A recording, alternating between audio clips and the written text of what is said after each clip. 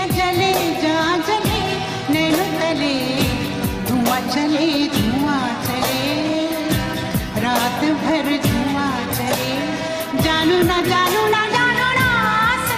साने बाबरी मस्जिद उम्मते मुसलमान के लिए इंतहाई अफसोसनाक था। बाबरी मस्जिद की शहादत के बाद हिंदुस्तान में हिंदू मुस्लिम फसाद बरपा हुए, जिसके नतीजे में 2000 मुसलमान शहीद हुए। उस वाक़े में जहां बीजेपी समेत दीगर हिंदुत्व को मानने वाले पेश थे, वहीं एक नाम ऐसा भी था जिसने मुसलमानों के खिलाफ शुरू होने वाली तहरीक के लिए गीत रिकॉर्ड कराया था, जो उस तहरीक को जानदार बनाने में पेश रहा। अपनी आवाज के जरिए उस तहरीक को रूह बख्शने वाली कोई और नहीं, लता मंगेशकर थी, जिन्होंने मुस्लिम दुश्मनी में हर हद अबूर करने वाले हिंदुओं का भरपूर साथ दिया और बाबरी मस्जिद को गिराने में पेश रहीं। लता मंगेशकर ने किस तरह मुसलमानों को कुचलने और उनकी मजहबी आजादी को सलब करने के लिए बीजेपी का साथ दिया, ये सब कुछ हम बताएंगे आज की इस वीडियो में।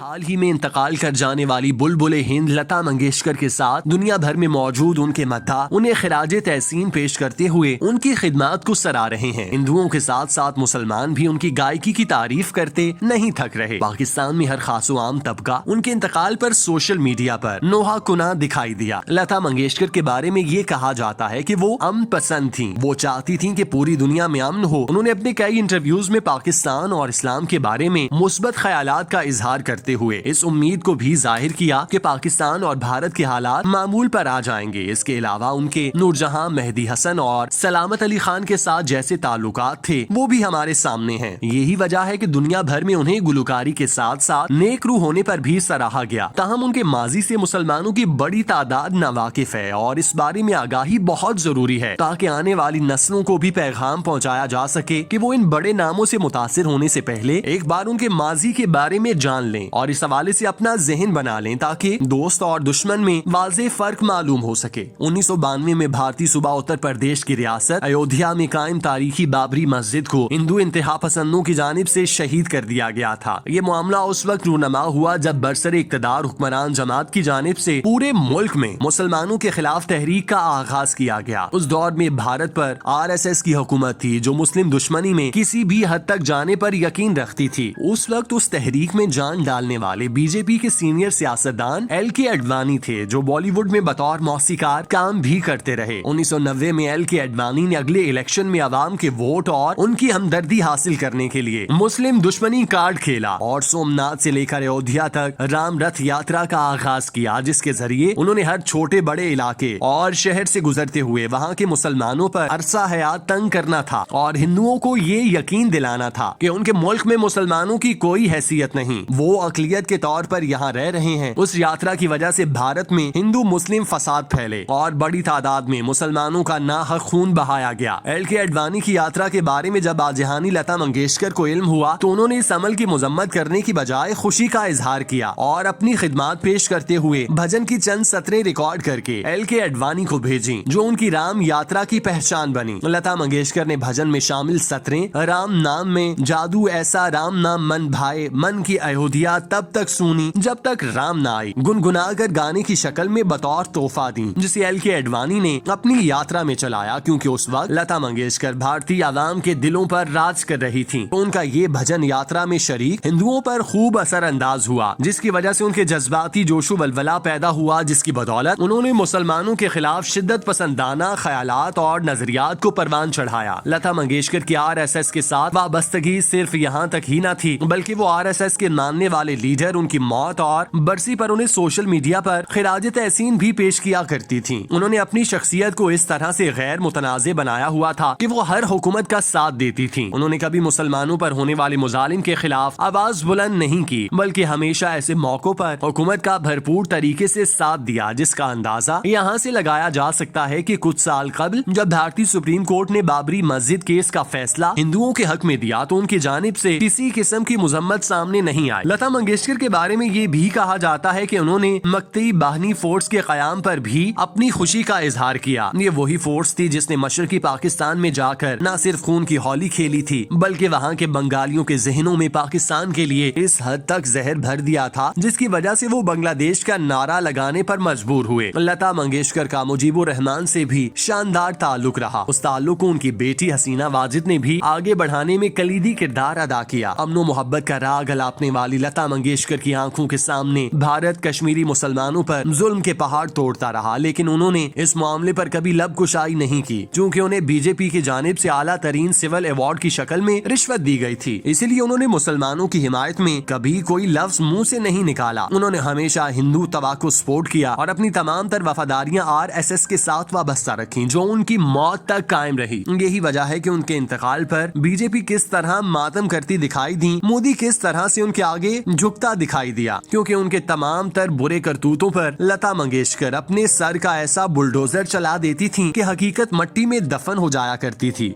जिया जले जा जले नैनो तले धुआं चले रात भर धुआं चले जानू ना